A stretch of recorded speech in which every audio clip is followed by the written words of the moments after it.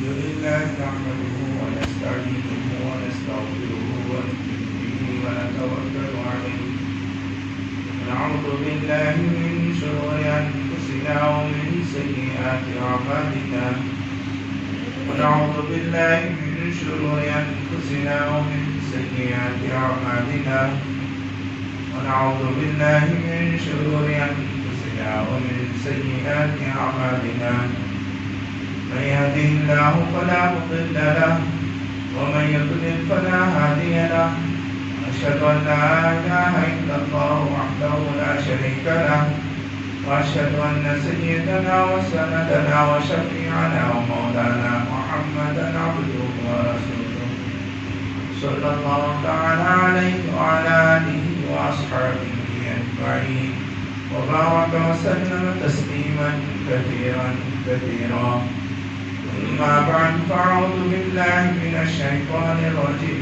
بسم الله الرحمن الرحيم إن الذين قالوا ربنا الله ثم استقاموا تتنزل عليهم الملائكة ألا تخافوا ولا تحزنوا وأبشروا بالجنة التي كنتم توعدون نحن أولياؤكم في الحياة الدنيا وفي الآخرة ولكم فيها ما تشتهي أنفسكم ولكم فيها ما تدعون نزلا من غفور رحيم وقال رسول الله صلى الله عليه وسلم من كان لله فهو كان الله له أو كما قال عليه الصلاة والسلام رب اشرح لي صدري ويسر لي أمري واحلل عقدة من لساني يفقهوا قولي اللهم صل على محمد وعلى آل محمد كما صليت على إبراهيم وعلى آل إبراهيم إنك حميد مجيد اللهم بارك على محمد وعلى آل محمد كما باركت على إبراهيم وعلى آل إبراهيم إنك حميد مجيد. المحترم معزز سامعین الکرام،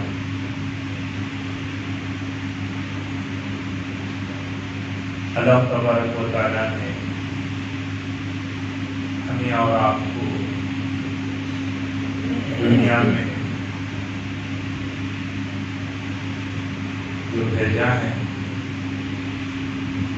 وہ من چاہے زندگی گزارنے کے لیے بلکہ رب چاہے زندگی گزارنے کے لیے بھیجا ہے. اللہ تبارک و تعالیٰ ارشاد فرماتے ہیں، اللہ کے نبی صلی اللہ علیہ وسلم ارشاد فرماتے ہیں من کان للہ فہو کان اللہ لہ. جو کوئی بندہ اللہ کا ہو کر جیے گا، اللہ کے لیے جیے گا،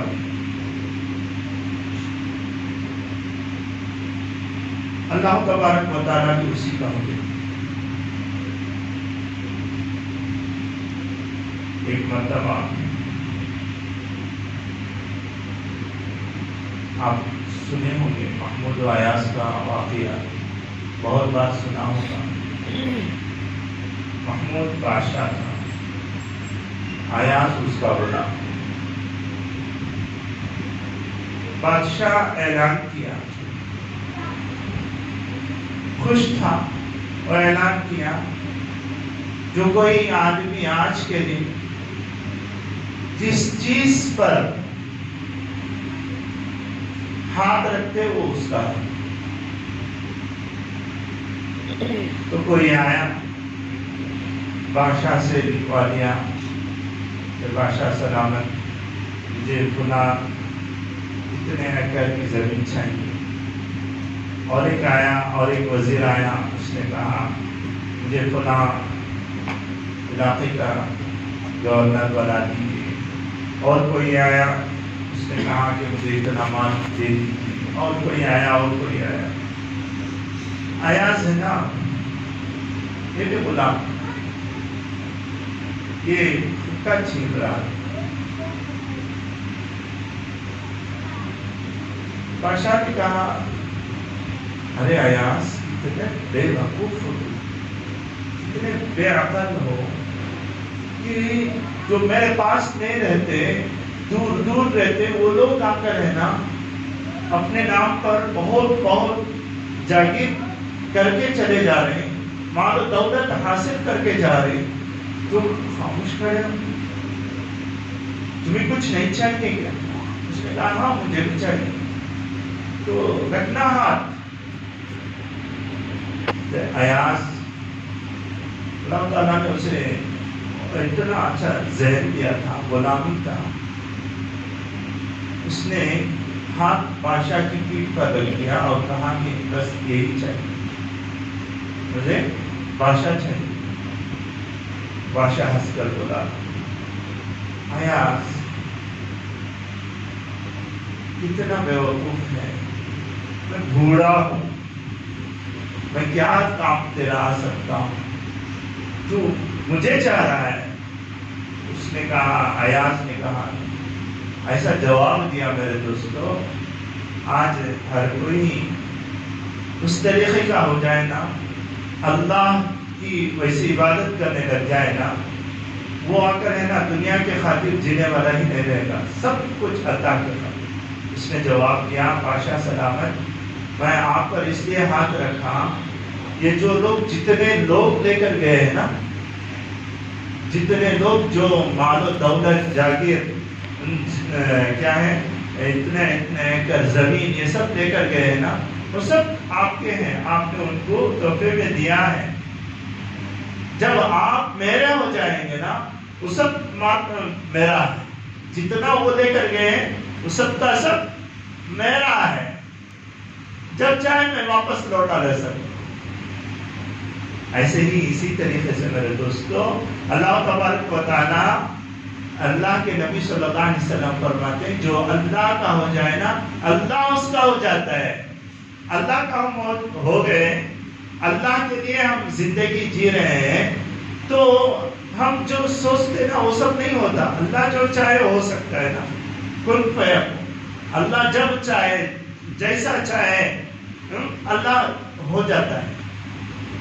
جب ہم اللہ کے ہو جائیں گے، اللہ کے حکم پر چلیں گے، بیٹھیں گے تو اللہ کے حکم پر، جاگیں گے تو اللہ کے حکم پر، سوئیں گے تو اللہ کے حکم پر، کام ہی کرنا ہے اللہ اور رسول کا حکم چھوڑ کر دوسری طریقہ ہی نہیں، تو میرے دوستو وہ اللہ کا ہو گیا۔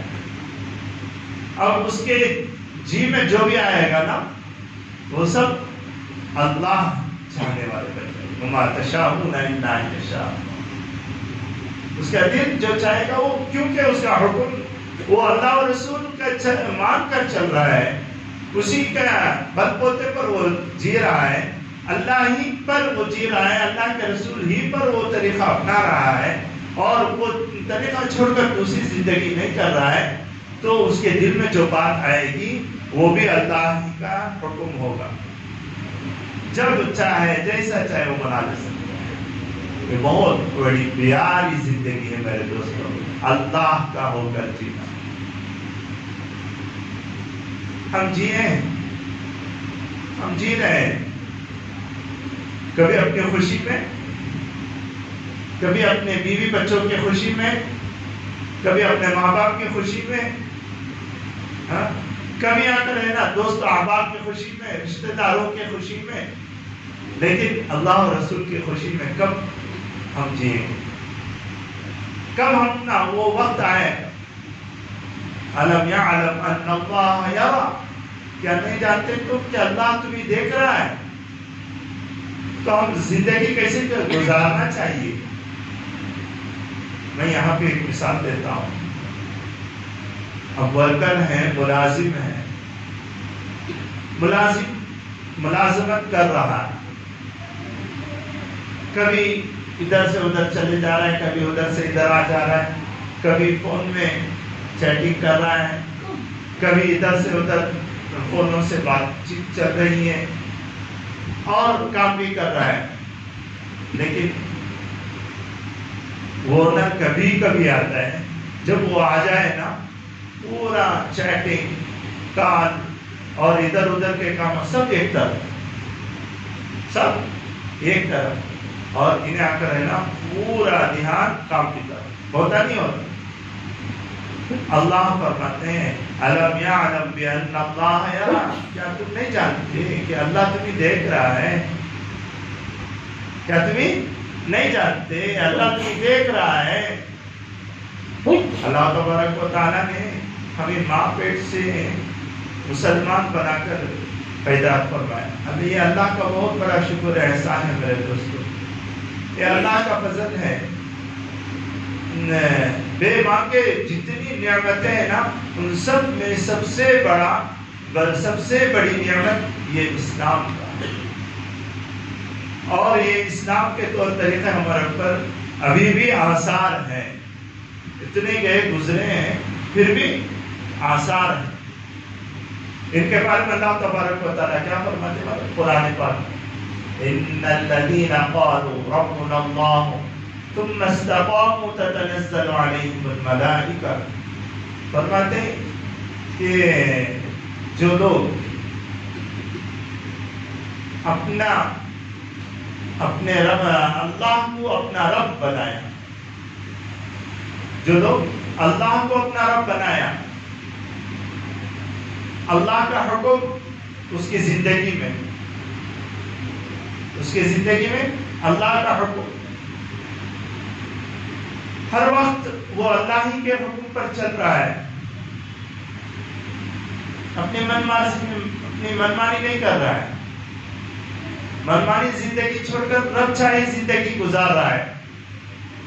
اللہ فرماتے ہیں کہ اس نے اللہ کو اپنا رب بنایا۔ اتنا ہی نہیں، ثم استقاموا، پھر اس پر قائم بھی رہ گیا۔ بڑے بڑے حالات آئے، حالات دگرگوں کر دیے، اس کو اوپر سے نیچے پٹک دیا، پریشان کر کے چھوڑ دیا حالات، لیکن پھر بھی ہوا کرے نا اس سے پھرا نہیں۔ ثم استقام، اس پر قائم رہا۔ میں اللہ کو میرا رب مانا ہوں، بس اسی کا حکم چلے گا، دوسرے کسی کا حکم نہیں۔ میں کسی کو خوش کرنا ہے تو بس میں اللہ کو خوش کرنا ہے، دوسرے کسی کو خوش کرنے کی مجھے ضرورت نہیں۔ ایک لڑکی شادی ہو کو اپنے سسرال کے ہاں آئی، وہاں پہ اونچ نیچ تھا، کبھی نرد کو انہیں خوش کرنے گئی تو ساس پریشان ہو جاتی، کبھی ساس کو خوش کرو تو نرد ناراض ہو جاتی، کبھی دیور کو خوش کرے تو اس کا بھائی اس کا شوہر غصے میں آ جاتا۔ تو اسے سمجھ میں نہیں آیا کہ میں کیا کروں، میں کسے خوش کروں۔ وہ لڑکی ایک حضرت کے پاس، ایک مولانا کے پاس آئی، عالم صاحب آپ بتائیے، میں تو سسرال کے ہاں جا کر میں خوش رہنا چاہتی تھی، لیکن ایک کو خوش کرے تو ترنت دوسرے ناراض، ایسے کیا کروں کہ سارے ہم سے خوش ہو جائیں؟ کوئی ترکیب، کوئی حل تو بتائیے۔ تو وہ مولانا نے کہا بہن تم ایسا کرو، صرف اللہ کو خوش کرو، جو بھی کام کرنا ہے اس میں اللہ کی رضامندی چاہو، دوسرے کسی کی خوشی نہیں، بس سارے خوش ہو جاتے ہیں، آپ سے سارے خوش ہو جاتے ہیں۔ میرے دوستو، جب ہم نے اللہ کو اپنا رب مانا ہے اور اسی پر قائم بھی ہے، دوسرے کسی کی طرف نہیں جا رہے، حضرات صحابہ کی زندگی بھی ہم نہ یہی بتا رہے ہیں. آپ کو معلوم ہوگا نبی اکرم صلی اللہ علیہ وسلم کی عمر جب 40 سال کی ہوئی تو نبوت سے نوازے گئے.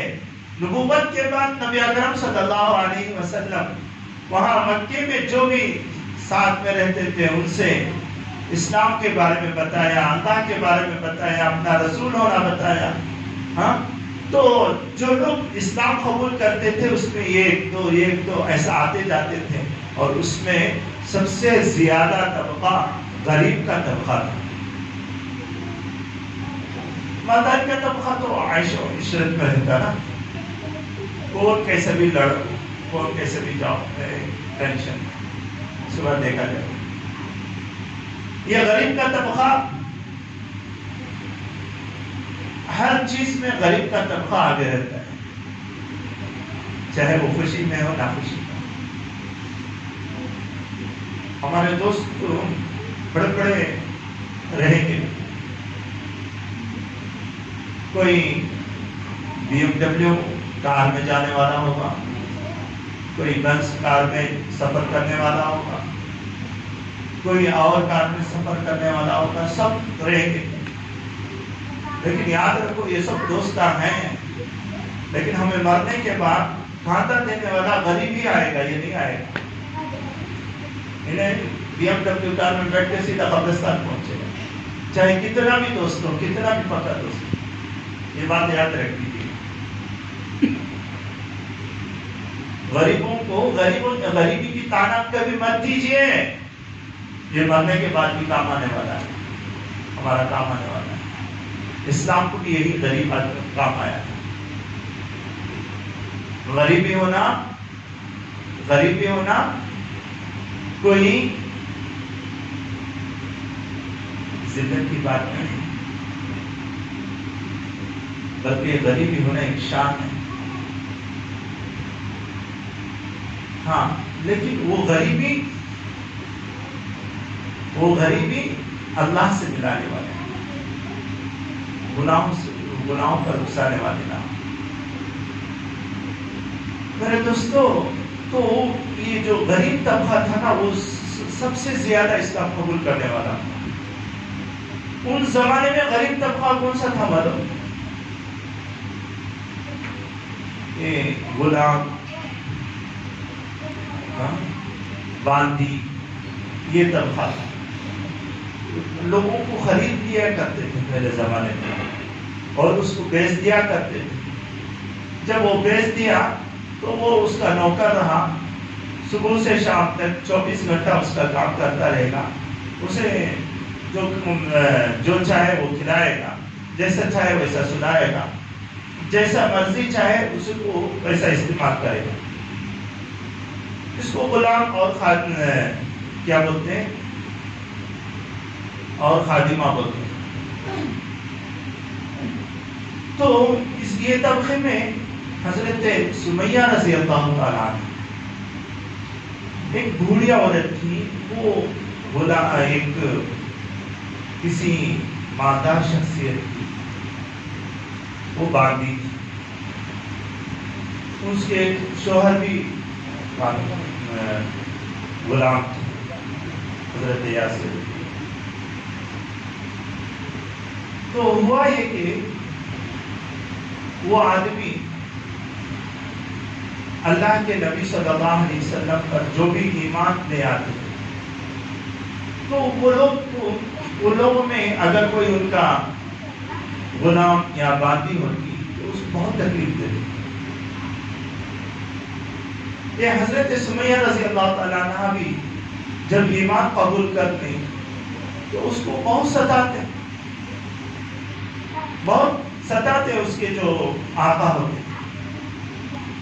اور ایک مرتبہ یہ ابو جہل ہے نا، ابو جہل نے ایک بار ایسا کیا حضرت سمیہ رضی اللہ تعالیٰ عنہ کو کہ ایک اونٹ دائیں جانب باندھ دیا اور ایک اونٹ بائیں جانب مخالف سمت میں بانٹ دیا. بانٹ کر کیا کیا؟ حضرت سمیہ رضی اللہ تعالی عنہ کا ایک پیر اس طرف کے اونٹ پر باندھ دیا اور ایک پیر اس طرف کے اونٹ پر باندھ دیا، اور اس وقت آ کر ہے نا عین فعل بکرا، اور غصہ آیا ابو جہل، تو ابھی بھی ایمان سے نہیں پھرتی، ایمان سے کیوں نہیں پھرتی؟ تو ایمان سے پھر جانا۔ میرے دوستو، ایمان کتنی بڑی دولت ہے ہمارا۔ انہوں نے کہا ہم مر سکتے ہیں، ہمارے بدن سے جان نکل سکتی ہے، لیکن ہمارے دل سے ایمان نہیں نکل سکتا۔ ابو جہل کو بہت غصہ آیا، اس نے اونٹ کا ایک ہڈی کا ٹکڑا پڑا ہوا تھا، اس کو اٹھایا اور حضرت سمیہ رضی اللہ تعالی عنہ کی نازک جگہ پر ایسا پھینک مارا کہ چیرتا ہوا اندر گھس گیا، اور اس طرف کے اونٹ کو اس طرف ہاکال دیا اور اس طرف کے اونٹ کو اس طرف ہاک دیا، اور ایسے ہی شہید ہو گئے حضرت سمیہ۔ لیکن ایمان سے نہیں پھری، لیکن ایمان سے ہاتھ نہیں۔ آج ہمارا اور آپ کا رویہ ذرا دیکھ سکتے ہیں کہ ایک دو کوڑی کے خاطر ہم جھوٹ بھی آرام سے بول دیتے ہیں۔ جھوٹ بولنا کتنا بڑا گناہ ہے اور کتنی بری عادت ہے۔ یہ اتنی بری عادت ہے میرے دوستو۔ ایک زمانہ ایسا تھا کہ مسلمان کافر اور مشرک ہے نا، وہ بھی جھوٹ بولنے سے رک جاتے ہیں۔ ابو سفیان، آپ نے نام سنا ہوگا، یہ تو فتح مکہ کے موقع پر ایمان قبول کر چکے، اس سے پہلے ان کا کفر اور شرک سب پر ظاہر تھا، اور وہ مکے کے سرداروں میں سے تھا۔ جب اس کو شام کے ہرقل بادشاہ نے اس کو اپنے دربار میں بلایا، دربار میں بلا کر نبی اکرم صلی اللہ علیہ وسلم کے بارے میں معلومات لینا چاہا، تو وہ معلومات دے رہے تھے۔ وہ اسلام لانے کے بعد یہ قصہ سنا رہے، معلومات دے رہے تھے، اور اتنا اہتمام کیا کہ ایک بھی جھوٹ نہ نکلے میرے زبان سے، کیونکہ وہ ہرقل بادشاہ نے سامنے بٹھا دیا تھا دوسرے لوگوں کو، دیکھو تمہارا آدمی جھوٹ بولے تو فوراً مجھے اطلاع کر دینا کہ اس نے جھوٹ کہا۔ تو میں جھوٹ بولنا نہیں چاہ رہا تھا، اس کے لیے کہ اگر میں جھوٹ بول دوں گا تو یہ سب لوگ تانا دیں گے، مجھے تانا دیں گے۔ کیا تانا دیں گے؟ یہ اتنا بڑا آدمی ہو کر جھوٹ بولتے۔ آج جو آدمی جتنا بڑا ہے اتنا ہی بڑا جھوٹ بولتا ہے۔ آج جو آدمی جتنا بڑا مالدار ہے اتنا ہی وہ جھوٹ بولتا ہے، ہوتا نہیں بولتا۔ جھوٹ کا بھی ایک ذائقہ ہے، جھوٹ کا بھی ایک ٹیسٹ بھی ہے۔ کیا وہ یہ ہے کہ خود جھوٹ بولے تو بڑا مزیدار لگتا ہے، خود جھوٹ بولے تو بڑا مزیدار لگتا، لیکن دوسرا جھوٹ بولے نا کڑوا، یہ کریلا بھی اتنا کڑوا نہیں لگتا جتنا جھوٹ اپنا کڑوا لگتا، جبکہ وہی کام ہم کر رہے ہوتے ہیں، آرام سے ہم جھوٹ بول رہے ہیں۔ جھوٹ اتنی بڑی بری عادت ہے میرے دوست۔ آج مسلمانوں کا نام و نشان جھوٹ کے ساتھ جڑا ہوا۔ آخر کیوں؟ دو کوڑی کے خاطر جھوٹ، ایک مال حاصل کرنے کے خاطر جھوٹ، ایک نفع حاصل کرنے کے خاطر جھوٹ۔ یہ جھوٹ کیوں ہماری زندگی میں؟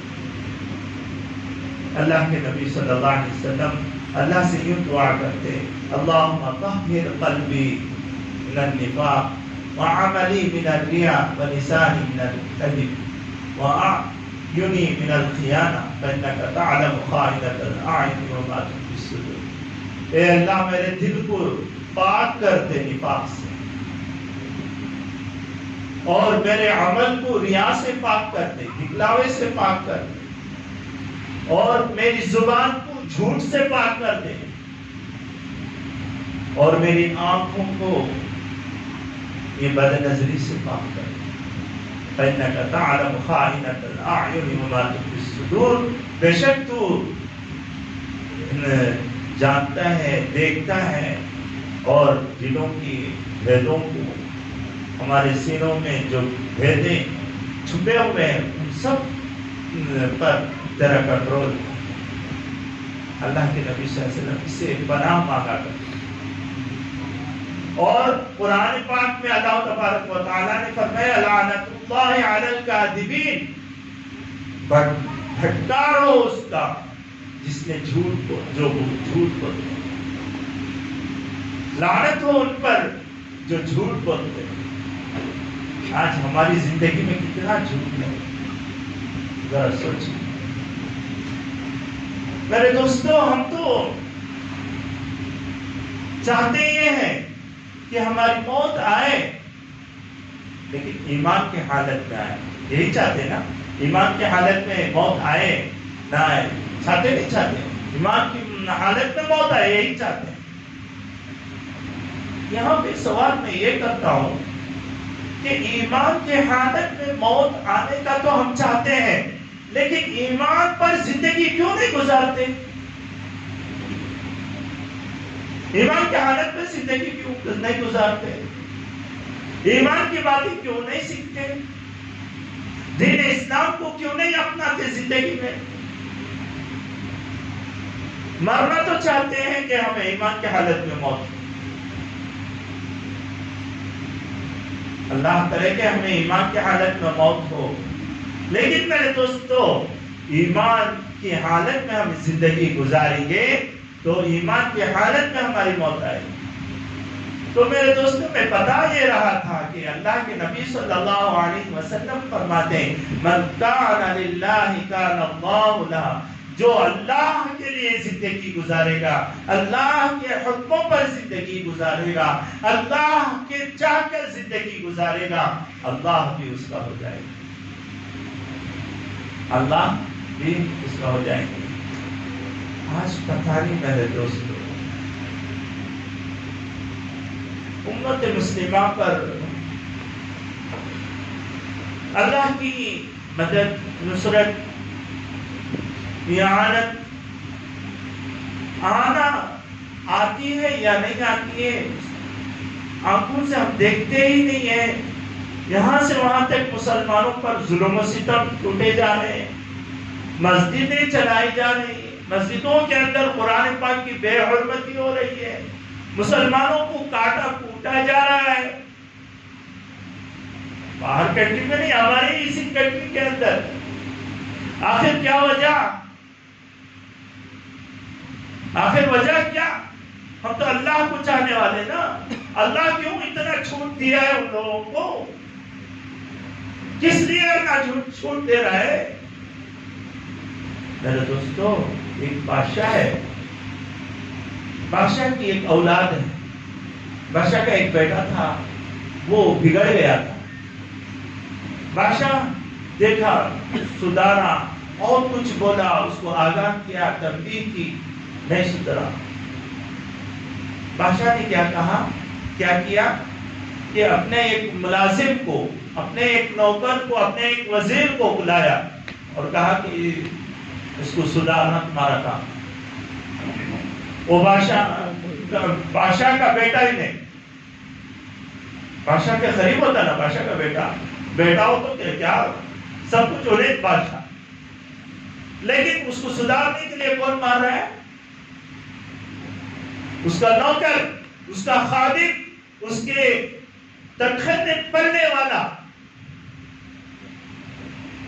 وہ آ کر اس کو مار رہا ہے، اس کو تنبیہ کر رہا ہے، اس پر سختی کر رہا ہے، کہیں کے لیے سدھر جانے کے لیے۔